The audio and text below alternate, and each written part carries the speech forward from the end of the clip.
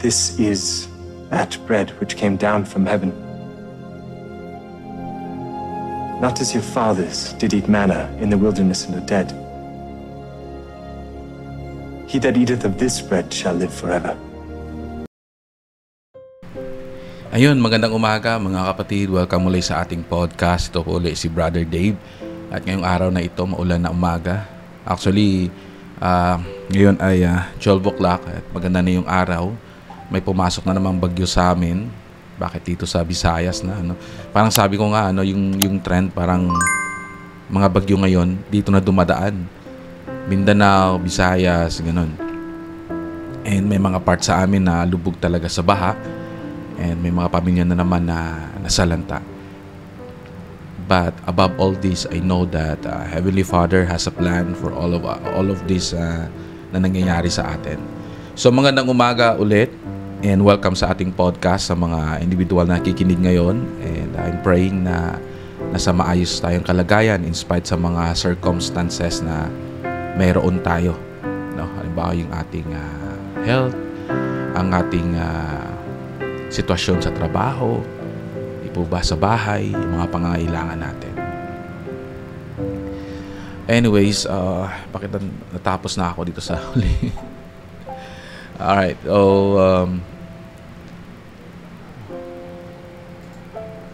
sige. So, basahin natin sa 1 Corinto. Yung 2 Corinto, ito yung unang topic natin. Yung topic pala natin is panibagong bukas, panibagong simula. And sabi dito, kaya't kung ang sinuman ay nakay Kristo, siya ay bagong nilalang. Bakit sinabing ganyan? No? Pag tayo ay nasa nakay Kristo, magiging bagong nilalang tayo. Babaguhin ni Kristo yung ating buhay. Kasi we'll learn from Him. Natututo tayo sa Kanya. Di po ba? Pag tayo nakay Kristo, inaalam natin yung buhay ng ating Panginoon. Nag-aaral tayo. Hindi lang yung nakay Kristo ako and then magbabago tayo. Hindi. Kailangan nating damdamin to. Kailangan nating pag-aralan yung buhay niya. Sa anong paraan? Sa pagbabasa po ng banal na kasulatan. Di po ba? So, ang mga dating bagay ay lumipas. Tapos na po yun. Huwag tayong mamuhay sa nakaraan. Especially yung mga masamang bagay. Actually, yung nakaraan, ito yung tumutulong sa atin na ma-inspire tayo sa buhay ngayon. Huwag nating kalimutan yung nakaraan. Mga mabubuting bagay. Yung childhood memories natin. Di po ba? Yung kabataan natin na naglalaro tayo, yung mga kaibigan natin, maganda po yun. Pero yung mga masamang bagay na nangyari sa atin sa nakaraan, limutin natin. Sabi nga dito, ang mga dating bagay ay lumipas. Tapos na po yun. Yung mga pag-judge sa'yo ng ibang tao, either totoo yun or hindi. Yung dating ikaw na malupit ka, ba yung balasubas, mga ganun term, no? Masamang tao, ano ba yung tawag ng mga masama? But ngayon, ikaw ay mabuting tao na. No? Narito ang lahat ay naging bago. Diba? Kailan mo sisimulan? Pwede kang magsimula ngayon. Kahapon, tandaan natin, nagiging stress tayo kasi dinadala natin yung mga nangyayari sa atin kahapon, ngayong araw na ito. Halimbawa, kagabi, di ba? I'm pouring out my emotion, yung nangyari sa akin. And then, pagtulog ko, pagising ko, I thank God sa panibagong araw. And I said to myself, hindi naman makaka-apekto yung nangyayari kahapon sa akin ngayon. Unless, hayaan ko yung mga memories na yun ngayon. So, para sa akin, parang nilimot ko na yun, parang may nangyari ba? Yun yung sabi ko sa sarili ko. May nangyari ba? Ibig sabihin nun, nilalagay ko sa puso ko na panibagong bukas. Kaya ginawa yung tomorrow, ngayong araw na ito, panibagong bukas, para mag-start tayo uli. Mag-refresh tayo uli, mag-restart tayo uli. Sabi nga, ito ang pinaka-kilalang bersikulo tungkol sa bagong simula. Kay Kristo, laging may fresh start. Di po ba? Pagkasama natin si Christ, I know sa buong puso ko na lahat ng mga pinagdadaanan natin, wala yun. Tiwala lang tayo sa Kanya and magbibigay siya sa atin ng magandang bukas. So, ng umagang ito, bagyo di po ba? Ng bagyo, And maya-maya, mga 10 o'clock, humupa na yung bagyo. And after nun, balik ako sa mga ginagawa ko. Punta ako sa dentista, paayos ko yung ngipin ko. Tapos nun punta ako sa hardware at bumili ako ng mga i-fix ko doon sa linya ng gripo or ng tubig. My point is, kung yung feeling ko kagabi na hindi maganda, pag dinala ko ngayon, sabi ko matutulog na lang ako. Mabuti if makakatulog ka, pero kung iisipin ko yung mga problema ko kagabi, hindi makakatulog. I said, it's a fresh start, di ba? So marami akong nagawa. And after doon, blessing in disguise, may pinakilala sa amin na katuwang ng ating mother-in-law, no, sa kanyang negosyo, na kapatid ito, na talaga masipag talaga yung nakilala ko yung yung katuwang ng mother-in-law ko. Ito yung tumutulong sa kanila, and matagal na siya sa kanila, pero mga years na rin, at masipag siya yung nagdala ng blessing, no. And yung kapatid niya na sa amin ngayon, and I talk about her, and I felt comfortable na magaan yung loob ko, and masipag. Andun sa baba ngayon, nagtatrabaho. So imagine natin, di po ba mga kapatid, na ang buhay natin ay talagang may plano yung Diyos. May plano siya para maging maayos, and bibigyan niyo yung mga tamang tao sa atin. Kaya there's always a fresh start pag nakay Kristo tayo. Kaya sabi ko nga, God, dami kong gagawin, pero alam ko lahat ng ito ay magkakatuparan sa tulong ninyo. And hindi ko po kaya kung ako lang, pero kaya ko po dahil kasama kita. Pagpatuloy natin, hope po nakakapag-almusal na po kayo. Actually, tanghalian na. And di pa po ako nakapagtanghalian. Sabi ko, before ako magtanghalian, kakain muna ako ng spiritual food para sa aking sarili. Di ba? Ganun dapat tayo. Kasi alam ko na paplansyahin ng Diyos, ng ating Ama sa Langit, yung mga next na mga schedule ko. I encourage you, dear brothers and sisters, saan ba kayo nakikinig, unahin natin yung Diyos. Hindi ako naniwala na, hindi, unahin muna natin yung sarili natin. Gusto kong sabihin sa inyo ngayon, unahin mo yung Diyos. Makita mo talaga yung pagbabago sa buhay mo. Totoo. If you sacrifice things sa sarili mong desire, nagsimula talaga sa'yo. Habang nakikinig ka ngayon, sabi mo, parang na-inspired ako kay Brother Dave, susundin ko. Dapat manggagaling sa'yo, hindi nanggaling sa akin. Na-inspired kita, pero yung desisyon, manggagaling sa'yo. And I promised you, my dear brothers and sisters, in the name of Christ, na pagpapalain ka sa buhay mo, pag-uunahin mo siya. Ang karugtong po nito yung sa Roma chapter 6 verse 4. Ang sabi dito, tayo'y namuhay sa panibagong buhay. Kung paanong si Kristo'y muling nabuhay mula sa mga patay sa pamamagitan ng kaluwalhatian ng Ama. Di ba? Parati natin nire-recognize yung Ama. Kaya parati natin sinasabi, Ama namin sa langit. Di ba? Alam niyo yung feeling na yung Diyos tawagin nating Ama. Parang hindi siya iba sa atin. Alam niyo po yun? Yung parang walang boundaries. Nang parang, di ba, pag mataas ng mga tao, presidente o pinakakilalang tao, parang mayroong boundaries, no? Merong parang mahihirapan tayong mag-communicate kasi halimbawa yung presidente sa United States, mahirapan ako mag-communicate sa kanya kasi mataas na mga tao yun, di po ba? Pero imagine natin yung Diyos, yung lumikha sa kanila, yung lumikha sa sanlibutan, mundo na walang hanggan, yung universe at lahat ng bagay, tawagin nating Ama. Gaano tayo ka-grateful, no? Pag sinabi nating Ama, may relationship yun eh. Big sabihin nun, yung relasyon natin, no? Yung bang meron tayong dito, mga pamilya sa mundo, di po ba? Pinanganak tayo na may magulang ako. Mahal ko yung nanay tatay ko. Imagine natin yung pagmamahal na yan. Yun ang tinatawag natin sa ating Ama sa Langit. Yun yung pagmamahal na ibinibigay niya sa atin. Kaya tinawag na hinayaan niya tayong tawagin natin siyang Ama in the beginning of time. Kasi kinikilala niya talaga tayong anak. At anak niya tayo. Di po ba?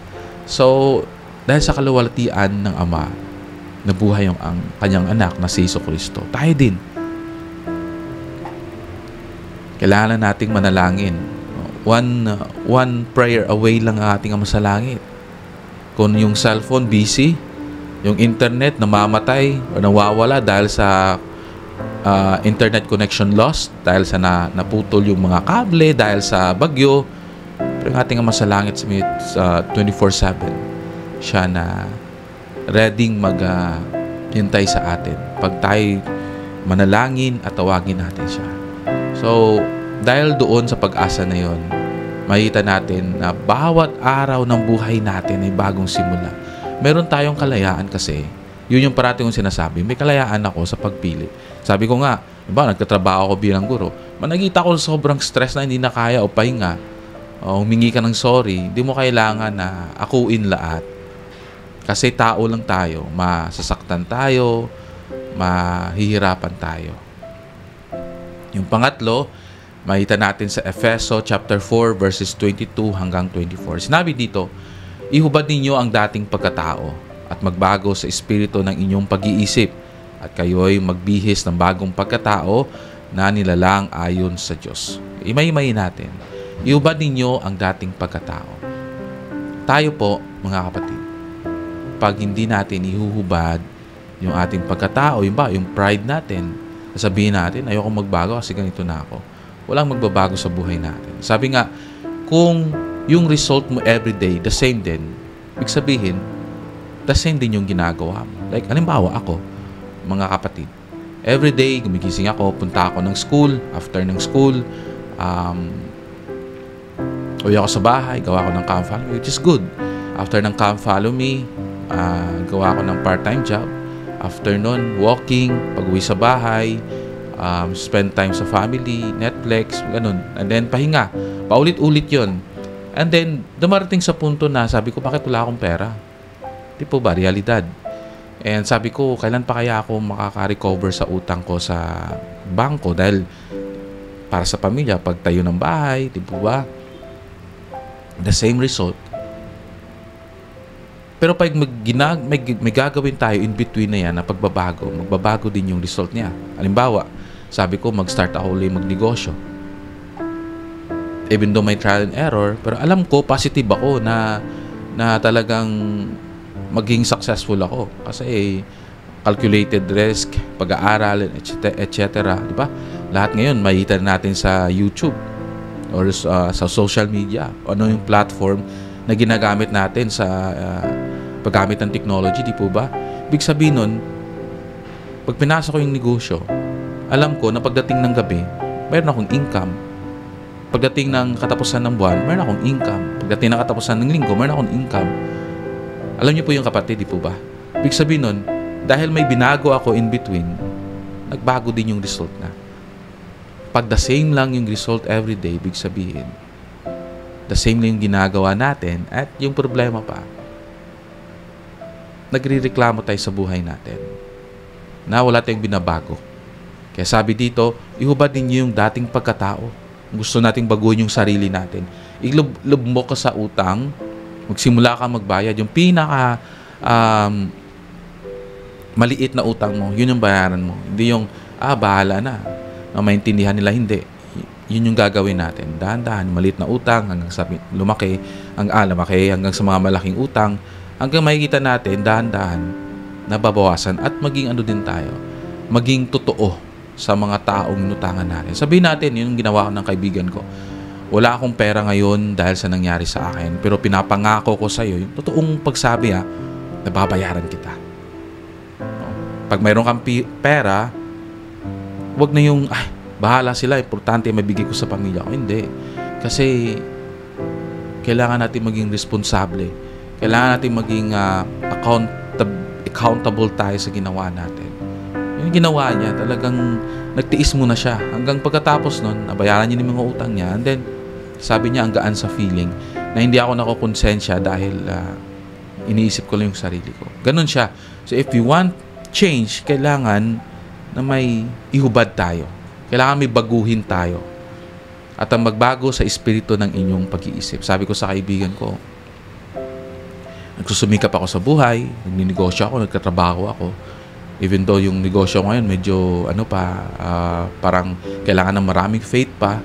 Pero dahil yun, gusto kong pumunta sa templo every week.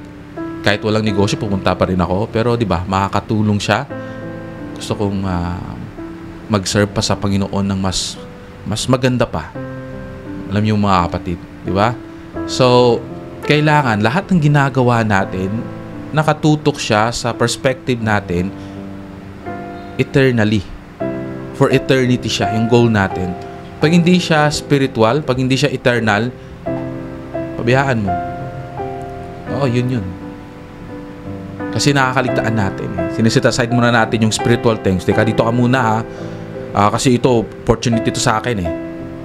So, dito ka muna. Ayoko kasing magkaroon ako ng guilt eh. O, nang pinasok mo na yon, hindi para siya eternal. Hanggang yung result niya hindi maganda, nawala yung spirito sa'yo. Pag mawala yung spirito, hindi na tayo marunong mag-isip. Iba't iba na yung iniisip natin. Nandun tayo sa makamundo. Ang tanong, kailan ka dadalhin ng mundo? I doubt, hindi yun dadalhin ka pang habang buhay. Diba? Maiiwan talaga ka. Pag naiwan ka na, dun ka marirealize na bakit ko sinantabi yung mga spiritual na bagay kumpara sa mga bagay na makamundo. Diba? At tayo magbibihis ng bagong pagkatao na nilalang ayon sa Diyos. Paano ba yung sasabihin bagong pagkatao? Ibig sabihin, baguhin mo natin yung sarili natin.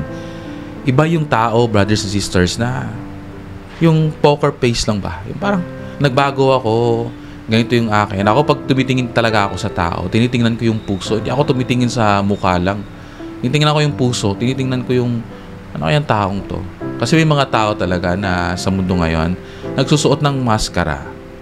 I know na makaka-relate kayo niyan. Ibang hindi totoo yung sinasabi, di ba? Para lang maka-blend in sa society. Pero hindi maganda. Kailangan na magbagong pagkatao kasi magra-radiate yun eh. Mararamdaman ng taong nanghihina. Halimbawa, no? Si Marco, lakas ng banal na espiritu sa kanya. Ako naman, halimbawa, mahina yung espiritu ko pero nag-grave ako. Ibig sabihin, gutom ako sa pakikinig sa salita ng Diyos. Gusto kong maramdaman yung Espiritu Santo. Dumapit si Marco, missionary na yan or isang brother. And then, na-refresh ako. Kasi uhaw ako at gutom ako sa salita ng Diyos, sa Espiritu ng Diyos. Dahil lumapit si Marco at lakas ng Espiritu niya, ngayon, natutulungan ako. Diba kapatid? So yun yung gusto kong sabihin, na kailangan ating magbihis ng pagnibagong tao. Enable us to help other people din. Yung pang-apat, makikita natin sa Pilipos chapter 3, verses 13 hanggang 14. Sinabi dito, nililimot ko ang mga bagay na nakaraan at tinutungo ko ang nasa unahan. Perfect verse para sa bagong simula, paglipat sa mga mas mabuting buhay. Ganito yan, pag yung isang lugar sobrang toxic na, marami ka dyan mga bad memories. Either you stay there or you move on, lumipat ka, bagong simula. Kasi given na eh, parang di maganda yung history mo dyan. Sira yung buhay mo, you can stay and you can start there or you can start elsewhere. Meron ka pa ring choice. You can start a new life basta kasama mo lang yung Diyos. At hindi ka makakapag-move on if andun ka pa rin nagsistay sa nakaraan. May taong nakasakit sa'yo, hindi mo siya mapatawad, pero gusto mo magbago, gusto mo magkaroon ng kaligayahan, hindi ka makakapag-move on kasi nakakulong ka doon sa past. Kinakandado mo yung sarili mo. Pat tumitingin ka sa future. Tumitingin ka sa kinabukasan, pero andun ka pa rin, no, sa nakaraan. O kailangan na pag we decided to change, kailangan na i-forgive natin yung mga taong nakasakit sa atin. At ganun din mga kapatid, patawarin din natin yung sarili natin. Kasi yung isa sa mga pinakamahirap na mag-move on kung sarili natin, hindi natin pinatawad. At after nun, pwede kang gumawa ng isang parang, hindi naman siya ritual, no? Parang exercise. Halimbawa, isulat mo lahat ng mga pain mo, doon ka sa isang lugar, or pumunta ka sa mga resort, o mga murang resort, mag-ano ka doon, mag-camping ka, o lahat ng pain isulat mo doon. Lahat ng mga masamang nangyari sa'yo. And then, sunugin mo. After mong sunugin, you can start a new life. Parang yun yung parang psychological na nasunog ko na yung mga heartache ko, yung mga taong nasakit sa akin. And after nun, when you go back sa real world, masabi mo na I can start fresh. Pwede kang maghanap ng bagong trabaho, bagong mga kaibigan. Di po ba? Imagine natin, binigay ng Diyos sa atin yung, ibig sabihin, how great daw the wisdom of God. Kasi binigyan niya tayo ng kalayaan na maging maligaya. Sa Tito chapter 3 verse 5, sabi dito, tayo'y iniligtas sa pamamagitan ng paghuhugas ng muling kapanganakan at pagbabago ng Espiritu Santo. Kung wala yung atonement, hindi tayo makakaramdam ng hope, pag-asa. Hindi tayo makakaramdam ng panibagong bukas kasi nakakulong tayo sa kasalanan na nakaraan. Pero dahil sa pag-asa na ibinigay ng Diyos sa atin, maramdaman natin that there's always hope. Nakilala akong mag-asawa at yung asawang lalaki, maraming nang ginawang kalokohan, pero pinapatawad pa rin ng asawang babae. Grabe, parang sabihin ko talaga sa asawang babae na bow down ako sa kanya kasi masabi ko bang yung faith niya, yung pagpapatawad, grabe. Kaya hindi naman tayo perfecto eh. May mga psychological problem yung iba if you're talking about psychology, no? Ito yung panahon na mag-rejoice tayo sa paghihintay sa ating Panginoon. Darating yung araw, pagdating ng ating tagapagligtas at manunubos na si Hesus Kristo, pupunasan niya ang bawat luha na meron tayo. Sabihin niya, Dave, alam ko pagod ka na. Grabe, pagod ka na. No? Sabi ito lang, Dave, alam ko pagod ka na. Alam ko may mga gabing hindi ka makatulog dahil sa pag-iisip mga worries mo. May mga gabing puyat ka. Kaya, alika dito. Hindi mo na kailangan magtrabaho dahil sa kariyan na aking Ama sa langit. Lahat libre doon. No? Sabihin ng aking tagapagligtas na, Dave, focus on missionary work. Diba? Kasi during sa time na sa mission ako, ang ganda, yun talaga yung celestial kingdom, mga kapatid. Imagine na akin, no? Libre yung apartment namin. Libre yung every month meron kaming allowance. Kahit nagipit, minsan nga, wala kaming pagkain. Kumakain na lang kami sa sa mga members, no? Pero yung point ba na wala kaming iniisip sa bahay and we're focusing on spiritual things and focusing on the problem of other people kasi mga investigator may problema, iniisip namin yun, napakaganda, ang sarap.